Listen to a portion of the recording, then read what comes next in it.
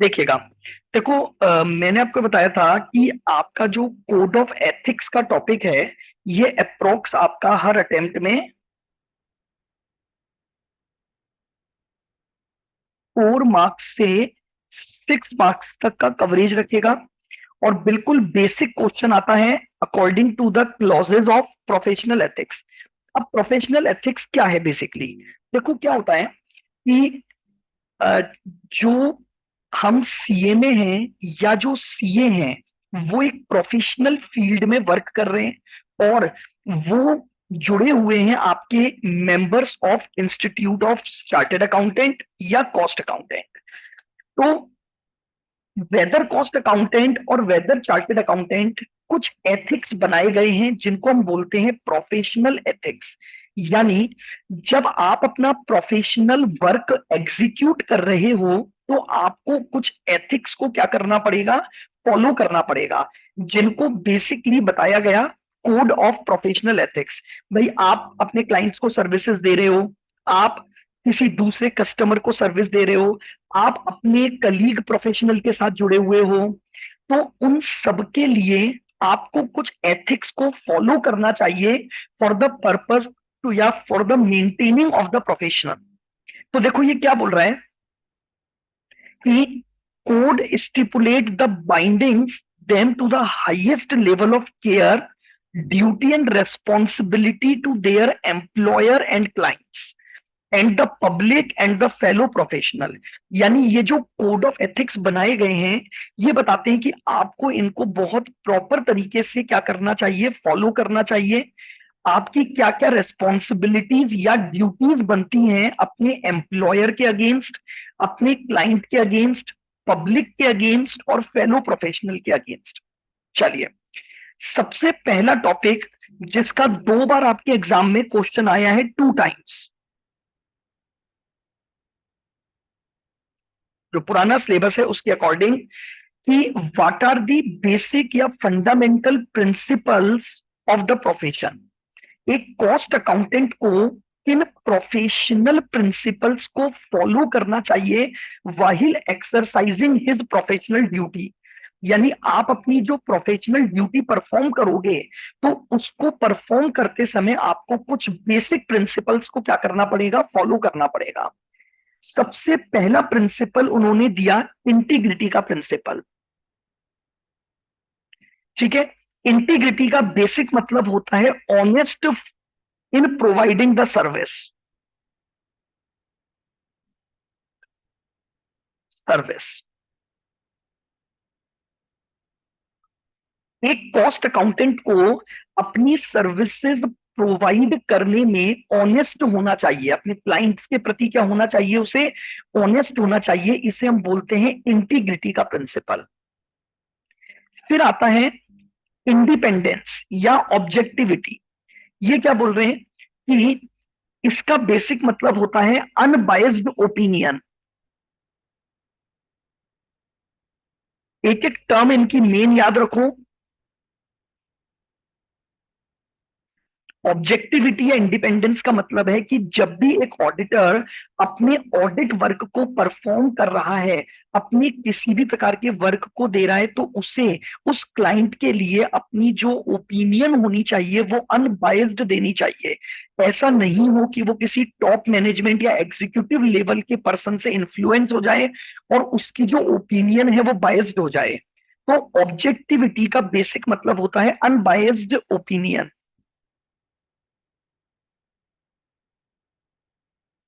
तीसरा प्रिंसिपल आता है कंपिटेंस। कंपिटेंस का मतलब होता है कि अगर आप उस ओपिनियन को देने में कंपिटेंट हैं, तो ही आप अपना क्या करेंगे, कंपिटेंट, यानी जिस काम को करने या जिस ओपिनियन को देने में आप कंपिटेंट हैं, यानी जिसके लिए आपने प्रॉपर चेकिंग कर ली है। आपको, अगर मान लो आप कंपिटेंट नहीं है तो आपने किसी कंपिटेंट पर्सन की एडवाइस ले ली है, उसका असिस्टेंस ले लिया है, और उससे सेटिस्फाई होने के बाद ही आप क्या करोगे, ओपिनियन। यानी आप अपनी सर्विस में कोई भी ऐसा काम नहीं करोगे या कोई ऐसी ओपिनियन नहीं दोगे जिसके लिए आप कंपिटेंट नहीं हो। यानी इसकी एक टर्म बन गई must be competent.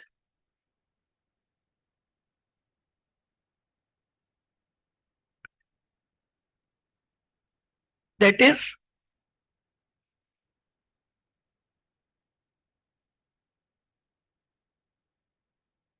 Able to provide. ठीक है, यानी आप उस काम को करने में एबल हैं, कंपिटेंट हैं, तो आप खुद दें। अगर आप कंपिटेंट नहीं है तो आप ये इंश्योर कर लो कि आपने किसी कंपिटेंट पर्सन से एडवाइस लेने के बाद और असिस्टेंस लेने के बाद ही सेटिस्फाइड होकर आपने वो सर्विस प्रोवाइड की है। कॉन्फिडेंशियलिटी, कॉन्फिडेंशियलिटी का मतलब क्या होता है?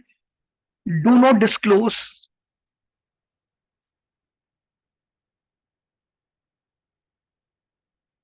Information of client, do not disclose information of client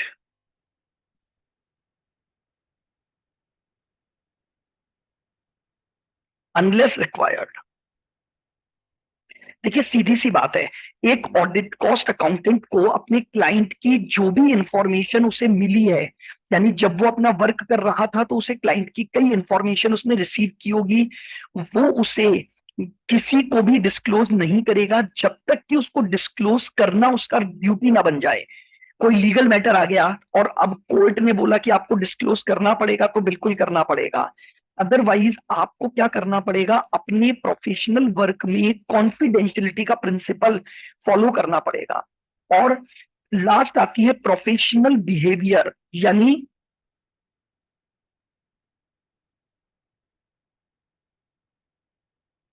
behave सो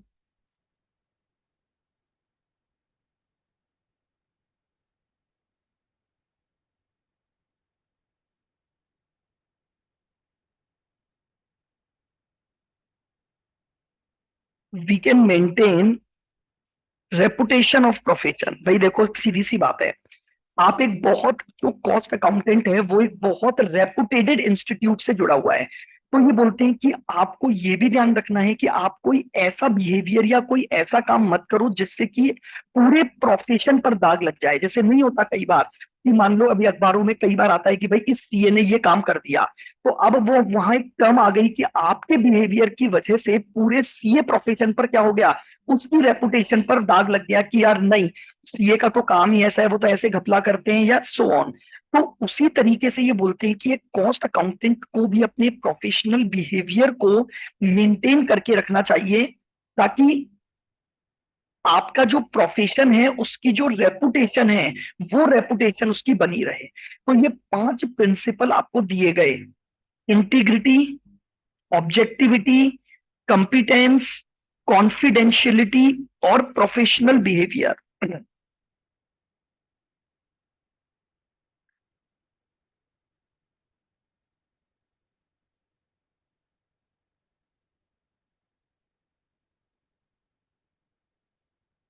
बोलो, याद हुए पॉइंट? वापस से एक बार रिवाइज करो। Yes sir. इंटीग्रिटी का मतलब क्या बोलोगे? इसको मत देखो नोट्स को, what is the meaning of integrity? Honest. Honest. अब थोड़ा सा एक दो लाइनें आपको अपनी तरफ से लिखनी पड़ेंगी कि वाहिल परफॉर्मिंग द सर्विसेज या while performing the duty to the client, cost accountant must be honest. फिर उसके बाद ओ, ऑब्जेक्टिविटी यानी अनबायस्ड। ऑब्जेक्टिविटी माने अनबायस्ड, आपकी जो ओपिनियन होनी चाहिए वो अनबायस्ड ओपिनियन होनी चाहिए, किसी की भी इन्फ्लुएंस से वो अफेक्ट नहीं होनी चाहिए। सी फॉर कंपिटेंस, यानी आप कंपिटेंट हो तभी आप क्या करोगे, अपनी ऑडिट मतलब अपना ओपिनियन दो। अगर आप कंपिटेंट नहीं हो तो तभी दो जब आपने किसी कंपिटेंट पर्सन की कोई एडवाइस ले ली हो या आपको उसका असिस्टेंस मिल गया हो एंड आप सेटिस्फाइड हो कि नहीं, अब हम इसको कर देने में, इस ओपिनियन को देने में क्या है, बाय बाय वो है, कंपिटेंट है। फिर अगला सी का मतलब था कॉन्फिडेंशियलिटी। कॉन्फिडेंशियलिटी मतलब क्लाइंट की इंफॉर्मेशन को क्या रखना, कॉन्फिडेंशियल रखना। आप क्लाइंट की इंफॉर्मेशन को डिस्क्लोज नहीं करोगे जब तक कि लीगली या प्रोफेशनली आपकी ड्यूटी ना बन जाए कि आपको क्लाइंट की इंफॉर्मेशन को क्या करना है, डिस्क्लोज करना है। And P for professional behaviour, आप कोई भी ऐसा काम नहीं करोगे जिससे आपके प्रोफेशन की जो गुड रेपुटेशन है उस पर एडवर्स इफेक्ट पड़े। यानी always work in a manner so that we can maintain या consistent the good reputation of the profession, हमारे प्रोफेशन की गुड रेपुटेशन को हम करें। ठीक है, तो these are the 5 fundamental principle. 5 number का क्वेश्चन आता है कि what are the fundamental principle must be followed by the cost accountant और सीएमए व्हाइल परफॉर्मिंग प्रोफेशन। तो आपको ये 5 प्रिंसिपल उसमें समझाने हैं। आइए, इसके बाद ये ड्यूटीज वाला पॉइंट लेटर ऑन, पहले हम बात करेंगे।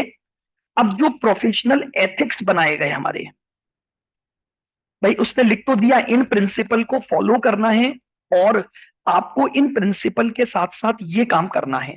अब सबसे पहले ध्यान से समझना,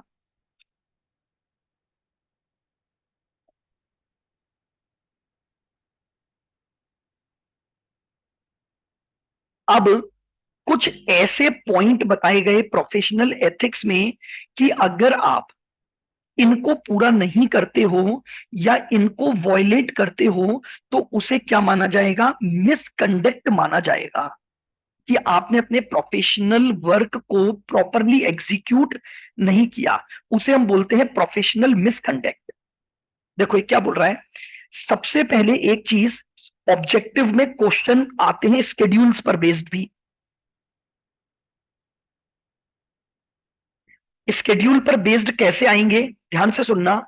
आपको कोई भी एक प्रोफेशनल मिसकंडक्ट का सेंटेंस दे दिया जाएगा और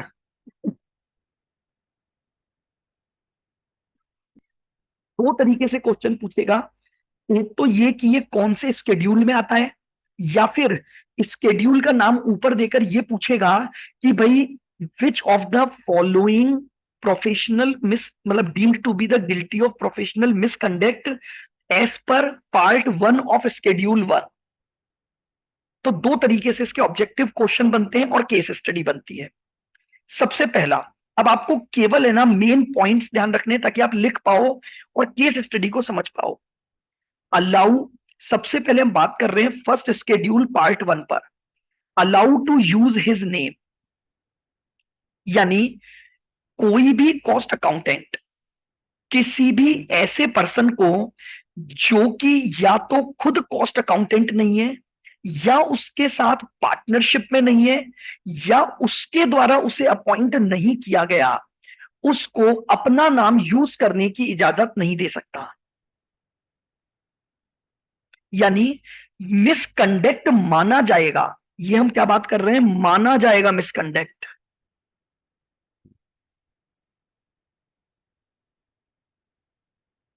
माना जाएगा तब अगर कोई भी कॉस्ट अकाउंटेंट अपने नाम को यूज करना अलाउ कर दे।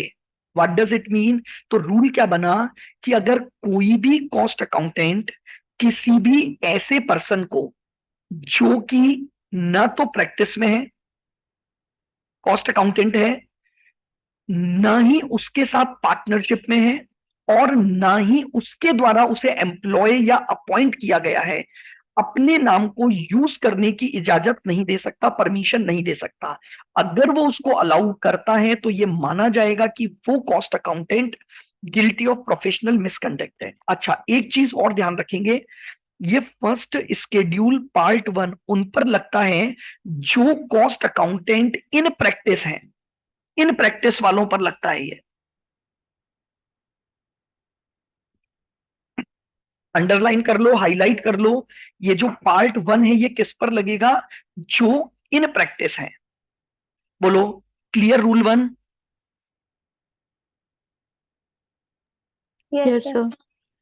आ जाओ, अब रूल नंबर 2, शेयरिंग फीस और प्रॉफिट विद अदर। अब देखो, अब मान लो फॉर एग्जांपल मैंने क्या किया कि किसी दूसरे पर्सन से कॉन्ट्रैक्ट कर लिया कि यार भाई देख ऐसा है, अगर तू मुझे वर्क दिलाएगा ना तो मैं तुझे फीस का कुछ हिस्सा दूंगा, मैं तुझे कोई कमीशन दूंगा, कोई ब्रोकरेज दूंगा। और वो पर्सन कॉस्ट अकाउंटेंट नहीं है।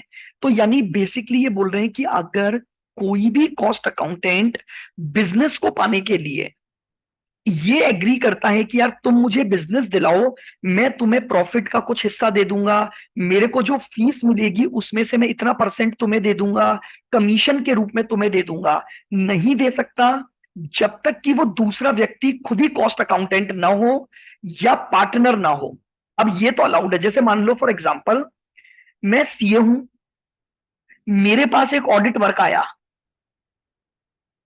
मैंने ये ऑडिट वर्क किसी दूसरे ने मुझसे ले लिया, और अब वो मुझे ये बोल रहा है, ये दूसरा सीए है, भाई मैं ऑडिट करता नहीं हूं, तो मैंने ये ऑडिट वर्क पास ऑन कर दिया, तो अब ये सीए इस ऑडिट के रेस्पेक्ट में मुझे फीस दे सकता है, ये अलाउड है, ये प्रोफेशनल मिसकंडक्ट नहीं है। तो जो सीए की हम बात कर रहे हैं वही सीएमए के लिए है। यानी ये बोल रहे हैं मिसकंडक्ट कब माना जाएगा।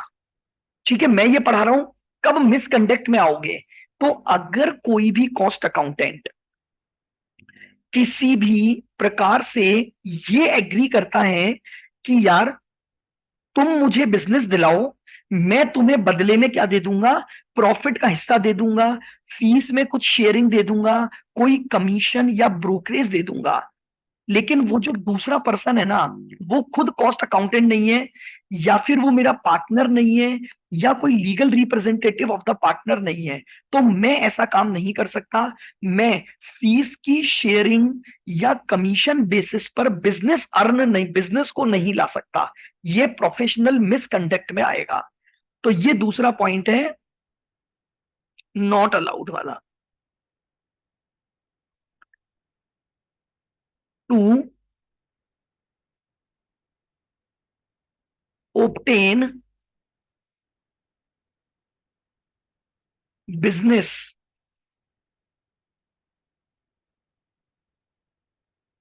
From others.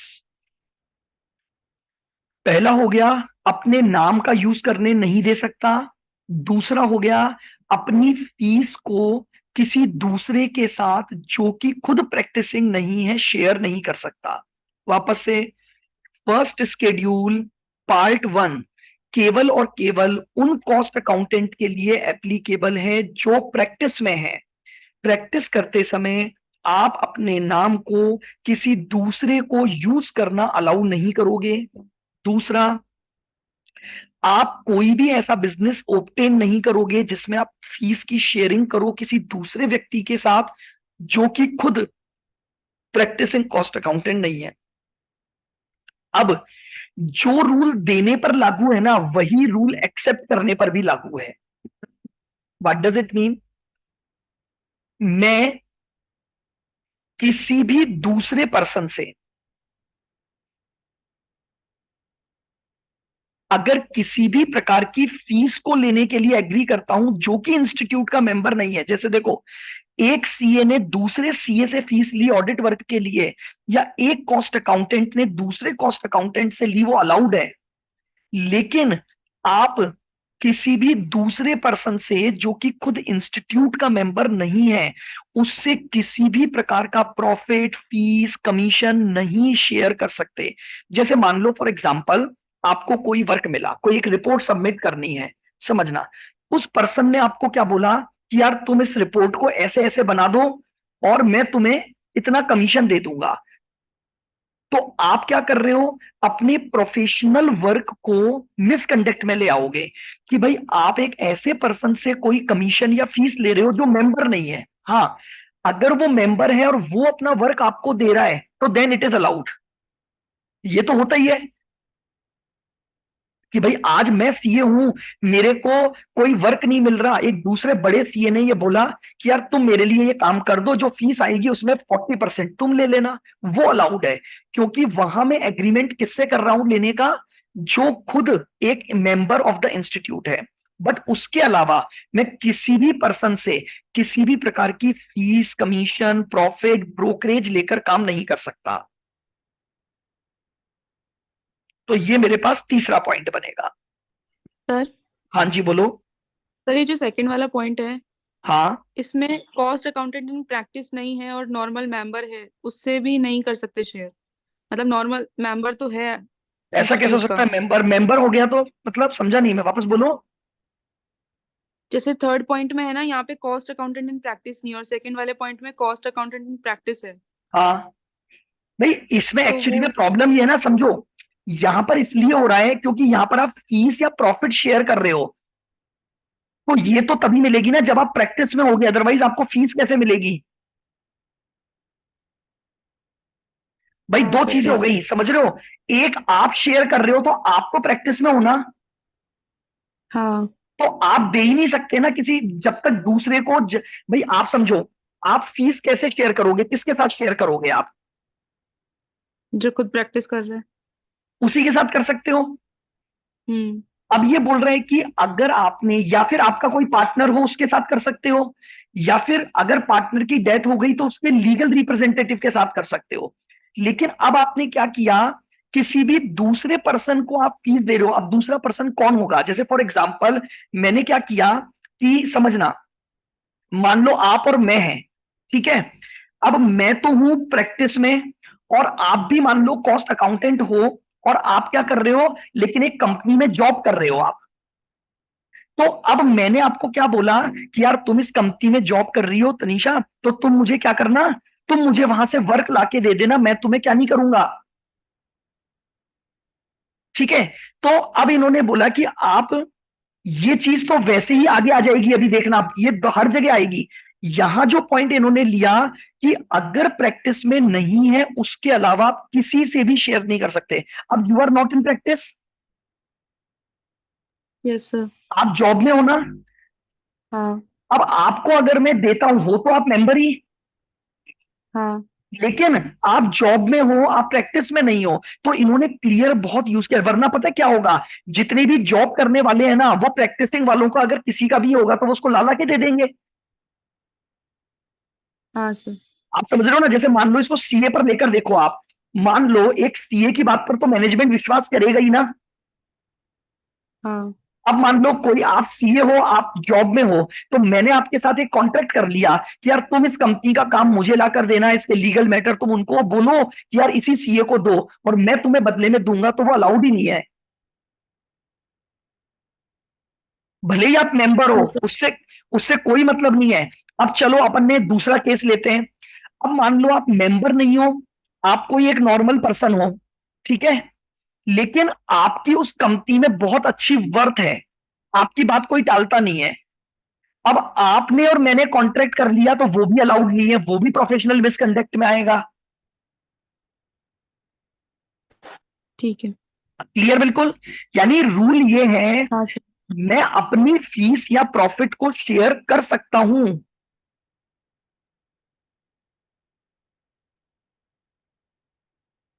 नहीं, तीसरे में भी नहीं है। वो क्या बोल रहा है, कोई भी, देखो ये क्या बोल रहा है, इफ एनी कॉस्ट अकाउंट, अब समझो फीस किसको मिलेगी, जो अब यहां पर उसने लाइन भली कैसी लिखी। अब मुझे एक बात बताओ, अगर आप जॉब कर रहे हो तो जॉब में आपको फीस तो मिलती नहीं है ना, तो आप शेयर कैसे करोगे किसी के साथ? हाँ सर।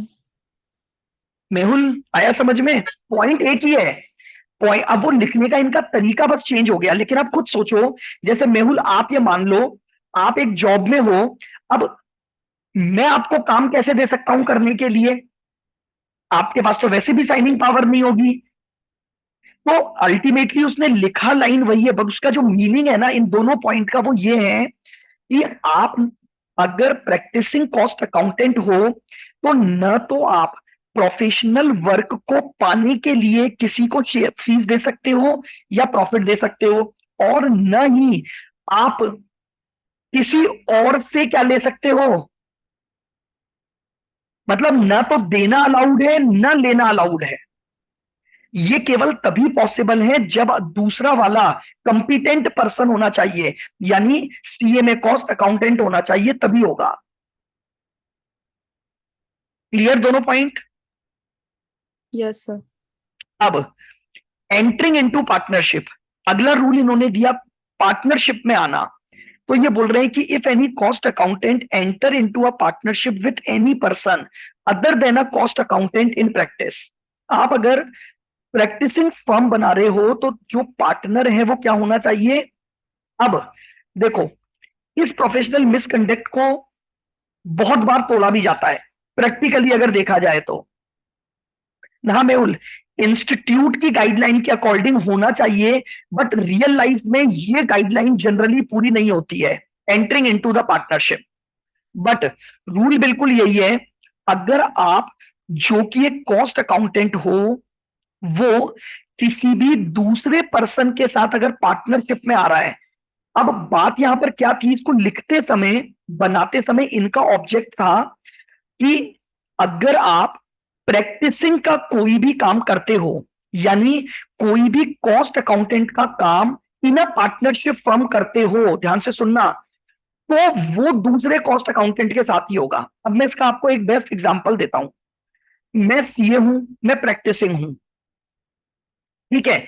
अब मान लो मेरे और सचिन सर के बीच में एक एग्रीमेंट होता है कि सचिन सर बोल रहे हैं कि सर ठीक है, आपको मैं अपना सचिन अजमेरा क्लासेस में 20% का पार्टनर बना देता हूं।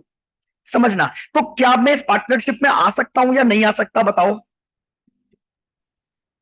आ सकते हो सर। आ सकता हूं। क्यों आ सकता हूं, समझना। यहां मैं पार्टनरशिप प्रैक्टिसिंग वर्क की नहीं बना रहा हूं, मेरी बात समझ रहे हो, प्रोफेशनल सर्विसेज की पार्टनरशिप में नहीं कर सकता मैं।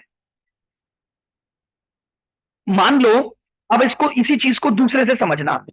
अब मैं प्रैक्टिसिंग सीए हूं, मान लो सचिन सर जॉब में है, सुनना बहुत ध्यान से, ठीक है, और इंस्टीट्यूट रन कर रहे हैं, जो भी है, प्रैक्टिसिंग नहीं है।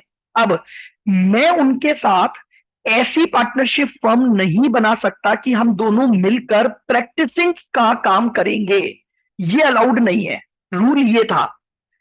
एक्चुअली में क्या होता है, कई बार रूल्स बनाते समय जो ऑब्जेक्ट होता है ना, वो ऑब्जेक्ट उसमें से हट जाता है, और बस वहीं पर क्या होता है, कुछ कमियां आ जाती हैं और लोग बहुत फायदा उठा लेते हैं।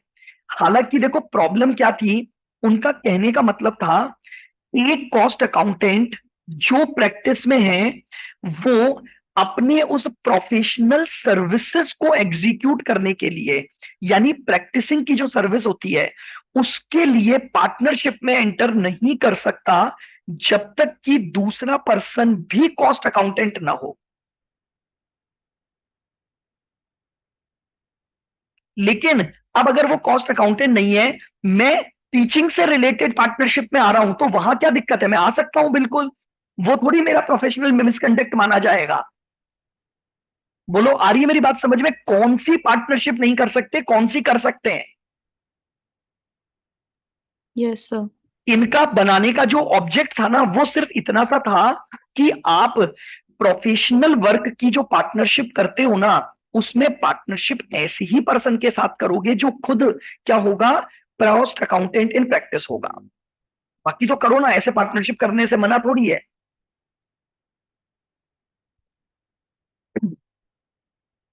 अब देखो, ऑब्टेनिंग बिजनेस फ्रॉम अदर्स। अब वो क्या बोल रहा है, अगर मान लो आप किसी भी पर्सन से, जो न तो आपका पार्टनर है, न आपका एम्प्लॉय है, आप क्या कर रहे हो, उससे बिजनेस ऑब्टेन करने का, ऑब्टेनिंग बिजनेस फ्रॉम अदर्स। तो ये क्या बोलना चाह रहा है, if any cost accountant secure any professional business from any person other than his partner और employ shall be deemed to be a guilty of professional misconduct. अब यहां पर फिर एक बात आ गई। अब अदर का मतलब क्या हो गया। अब आपके दिमाग में इस लाइन को पढ़ के एक और पॉइंट आएगा कि क्या हम दूसरे सीए से ले सकते हैं कि नहीं ले सकते। यहां तो इसने क्या लिखा कि आप अपने पार्टनर और एम्प्लॉय से लेते हो तब तक तो ठीक है, बाकी नहीं ले सकते। बट अब इनका मतलब फिर अलग था। इसका बोलने का मतलब यह है, आप कोई भी प्रोफेशनल बिजनेस जो सिक्योर कर रहे हो ना, आपको प्रोफेशनल बिजनेस मिल रहा है, तो वो प्रोफेशनल बिजनेस आपको किससे मिलना चाहिए, जो अदर देन योर पार्टनर या एम्प्लॉय हो, तो आप वहां से बिजनेस को लेने का कॉन्ट्रैक्ट नहीं कर सकते। अब इसका मतलब क्या था वो समझना। देखो, फॉर एग्जाम्पल, मैं सीए हूं और ये एक पर्सन है,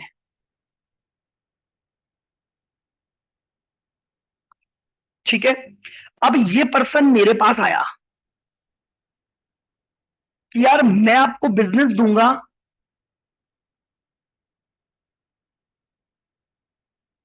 अब समझना, क्या ये मुझे फ्री में बिजनेस दे देगा क्या? नहीं। नहीं देगा ना। अब इंस्टीट्यूट क्या बोलता है कि यार आप इस पर्सन को नहीं जानते, ये पर्सन आपका पार्टनर नहीं है, एम्प्लॉय नहीं है, फिर भी इससे आप बिजनेस ऑब्टेन कर रहे हो, तो कहीं ना कहीं ऊपर वाले कॉन्ट्रैक्ट हुए होंगे ना, तभी तो आप कर रहे होगे। आज यार यस एक सर। बात बताओ, कोई भी अदर तीसरा पर्सन बिना अपने बेनिफिट के वो मुझे बिजनेस ला ला के क्यों देगा, बताओ? हाँ, यस सर। अगर वो मेरा पार्टनर है तो बिल्कुल ला कर देगा, वो मेरा पार्टनर है, उसे पता है अगर वो मुझे बिजनेस ला ला कर देगा तो इसे भी तो बेनिफिट मिलेगा इसका। Yes sir. तो अब एक्चुअल में था क्या, इन्होंने फिफ्थ पॉइंट को इसके साथ जोड़ा, इसलिए ये क्या हो गया, डिस्क्वालीफाई कर दिया इन्होंने। इन्होंने बोला कोई भी व्यक्ति अगर कोई प्रोफेशनल बिजनेस ओब्टेन कर रहा है, अब अगर वो उसका पार्टनर नहीं है, एक अननोन पर्सन है, तो भैया कैसे कर सकते हो आप? कर ही नहीं सकते। सामने वाला क्यों देगा? इतना पागल थोड़ी है ये कि ये बोलेगा कि यार लो लो लो मैं आपको बिजनेस लाके दे रहा हूं। इसका मतलब ये पॉइंट ऑटोमेटिकली यहां से जोड़ दिया इंस्टीट्यूट ने। इंस्टीट्यूट ने ये माना कि अगर आप अपने पार्टनर या अपने एम्प्लॉय के अलावा किसी पर्सन से अगर आप कोई बिजनेस ऑब्टेन कर रहे हो ना, तो ये कहीं ना कहीं एक ऐसे कॉन्ट्रैक्ट के दम पर हुआ होगा जिसमें आप उस बिजनेस से आने वाला कुछ अमाउंट इसके साथ शेयर करोगे। बोलो आ रही है बात समझ में? ऐसे ही तो इसीलिए हुआ होगा ना ये काम। Yes sir. तो अब सर अगर अपन सेकंड वाले पॉइंट से रिलेट करें तो मतलब ये पार्टनर से ले सकता है, एम्प्लॉय से ले सकता है, और कोई दूसरा सीएमए जो प्रैक्टिस है उससे भी ले सकता है ना फिर? उससे तो ले ही सकता है, बिल्कुल, जो आपके इंस्टीट्यूट का मेंबर है उससे ले सकते हो। अब यहां हाँ। इन्होंने क्या बात पूरी नहीं लिखी। एक्चुअल में हुआ क्या, ये जो बनाए गए ना, जब प्रोफेशनल एथिक्स जो बने, इन्होंने क्या लाइनें लिख लिख कर छोड़ दिया, इनके एक्सप्लेनेशन तो कहीं डाले ही नहीं इन्होंने। अब आप सोचो, अगर मैं इसको दूसरे सीए से लेने भी मना कर दूंगा तो ऊपर वाला पॉइंट तो फिर गलत ही हो गया। आप समझ रहे हो? Yes sir. इतने ऊपर वाले में क्या बोला, अगर कोई भी कॉस्ट अकाउंटेंट इन प्रैक्टिस है, आप उससे बिजनेस ले सकते हो और उसको शेयर कर सकते हो, ये बोल दिया इसने ऊपर। Yes sir. तो अब यहां पर ये पर्सन, इसका मतलब प्रोफेशनल नहीं है, लेकिन बस ये बिजनेस ला ला के दे रहा है आपको, इसके कोई भी जुगाड़ हो कुछ भी हो। तो अब सोचो यार, ये पर्सन आपको क्यों ला कर देगा? इतना क्या प्रेम है इस पर्सन का और आपका? हंड्रेड अच्छा तो परसेंट मान 100% मान के चलो ना कि आपके यहाँ कोई कॉन्ट्रैक्ट हुआ होगा कि आप इसको इतना पैसा दोगे, तभी आपको बिजनेस लाके दे रहा है। सर हाँ जी बोलो। सर ये वाला पॉइंट तो मैच हो गया कि पार्टनर कर सकता है, लेकिन जो दूसरा वाला है मतलब पार्टनर और एम्प्लॉय लिखा हुआ है, तो अगर एम्प्लॉय मेंबर नहीं है इंस्टीट्यूट का फिर भी वो बिजनेस लाके दे रहा है, तो सर वो फर्स्ट वाले मतलब पहले वाले पॉइंट के अकॉर्डिंग तो गलत हो जाएगा ना? पहले वाले पॉइंट मतलब? सर मतलब कि अगर एम्प्लॉय लाके दे रहा है कोई भी बिजनेस हाँ, और उस प्रॉफिट या फीस मिल रही है और वो जो एम्प्लॉय है वो मेंबर नहीं है नहीं नहीं, इंस्टीट्यूट फीस का। नहीं दोगे आप, समझो। एम्प्लॉय से ले सकते हो क्योंकि वो वहां आपके यहां पर काम कर रहा है, आपने अलाउ, आप उसको फीस का शेयर नहीं दोगे, वो तो डिसअलाउड हो जाएगा, उसको तो उसकी सैलरी मिलेगी। लेकिन आप भाई यहां पर समझ रहे हो, एम्प्लॉय तो हो सकता है ना कि यार एम्प्लॉय के पास कोई काम आया और उसने दे दिया, यस। वो, हाँ, आप जो बात बोल रहे हो वो बिल्कुल ठीक है। अगर मान लो एम्प्लॉय काम लेकर आ रहा है और वो मेंबर नहीं है और आप उसे फीस का कोई हिस्सा देते हो, तो वो गलत हो गया, वो वापस से मिसकंडक्ट में आ गया। ओके सर, इस केस में क्या करते हैं, एम्प्लॉय को क्या देते हैं? क्या, वापस बोलो एक बार लाइन। सर मतलब फीस और ये नहीं देते ना, हाँ, प्रॉफिट फीस का और ये हिस्सा। नहीं दे सकते आप। बिल्कुल, एम्प्लॉय को तो जो उसकी सैलरी मिल रही है बस वो मिल रही है। ठीक है सर। आपने अगर सैलरी। आपने अगर बिजनेस को लिया और फीस शेयर कर दी तो गड़बड़ हो जाएगा। एक्चुअली में क्या था, देखो मैं बताऊं ना, इन्होंने कई सारे पॉइंट को मिलाया तब जाके कुछ रूल बने। देखो क्या होता है, ये मान लो सीए है या कॉस्ट अकाउंटेंट है, अब अलग अलग पर्सन है उसके साथ। एक, ये कोई दूसरा सीए है, सीए है आपके साथ जुड़ा हुआ नहीं है लेकिन सीए है। आ जाओ, ये सीए है और आपका पार्टनर है।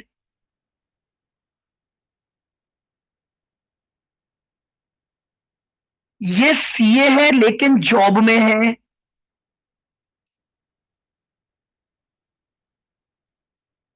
ये आपका एम्प्लॉय है और सीए है। कई नहीं होता फर्म में एम्प्लॉय भी सीए होते हैं। ये आपका एम्प्लॉय है और नॉर्मल पर्सन है। ये सारी कैटेगरी बनती है। अब प्रॉब्लम ये थी कि इतने लोगों के साथ कॉन्ट्रैक्ट में कैसे कैसे अलाउड है। यहां से बिजनेस आया, इसको फीस दे रहे हो, अलाउड है, कोई दिक्कत नहीं है, आप कर सकते हो, क्योंकि ये भी मेंबर है, ये भी मेंबर है, दोनों प्रैक्टिसिंग मेंबर हैं, अपने वर्क को शेयर कर सकते हैं। ये आपका पार्टनर है तो वैसे ही कोई दिक्कत नहीं है, ये भी अलाउड है। ये सीए है, जॉब में है और आप प्रैक्टिस में हो, अब कर सकते हो क्या फीस की शेयरिंग? नो नहीं। सर। नहीं कर सकते। अब आप मेंबर तो हो, नो डाउट आप मेंबर हो, लेकिन रूल ये था कि आप प्रैक्टिसिंग में नहीं हो तो आप इसके साथ फीस शेयर नहीं कर सकते आप। अब ये आपका एम्प्लॉय है और साथ में सीए भी है, बताओ कर सकते हो क्या? हाँ कर सकते हैं। क्योंकि अब ये यस। सीए में आ गया, बिल्कुल कर सकते हो। अब ये एक एम्प्लॉय है लेकिन नॉर्मल पर्सन है, अब नहीं कर सकते। अब फीस शेयर नहीं कर सकते आप इसके साथ। तो इन्होंने क्या किया, रूल्स को तो बनाया लेकिन इस रूल में ये क्लियर नहीं लिखा कहां पर क्या। ये व्यू पॉइंट छोड़ा कि आप पढ़ते समय खुद आपको लॉजिक लगाने पड़े। तो कुल मिलाकर रूल ये था इस फिफ्थ पॉइंट का, अगर आप किसी भी पर्सन से बिजनेस लेते हो ना और वो पर्सन आपका पार्टनर नहीं है और एम्प्लॉय नहीं है, फिर भी आप उससे बिजनेस ले रहे हो, तो इन्होंने ये माना कि इसका मतलब वो व्यक्ति आपको बिजनेस इसीलिए लाकर दे रहा होगा कि आप उसके साथ उस आने वाले बिजनेस का कोई फीस शेयर करोगे, कोई प्रॉफिट शेयर करोगे। भाई नॉर्मल दूसरा व्यक्ति क्यों लाकर देगा? तो इसलिए उन्होंने बोला कि हम इसको कोरिलेट करेंगे ऊपर वाले पॉइंट से और ये मानेंगे कि ये भी प्रोफेशनल मिसकंडक्ट में ही आएगा आपका, वरना वो सर क्यों लाएगा, लाएगा ही नहीं कोई भी व्यक्ति। क्लियर, बोलो अब। सर मुझे लास्ट वाला नहीं, वो नॉर्मल एम्प्लॉय वाला नहीं समझ में आया। भाई देखो, अगर वो भी है तो एम्प्लॉय ना, और उसको सैलरी ही मिलेगी उसके बदले पे। सैलरी मिलेगी तो अलाउड है, मैंने यही तो बोला, लेकिन उसको फीस का शेयर नहीं दे सकते ना आप। हाँ तो मैं यही बोल रही हूँ कि अगर कोई नॉर्मल एम्प्लॉय है हाँ और वो वो तो अलाउड प्रैक्टिस है, को लाके दे रहा है। वो तो दे रहा है ना, वो तो लिख चुके हैं ना।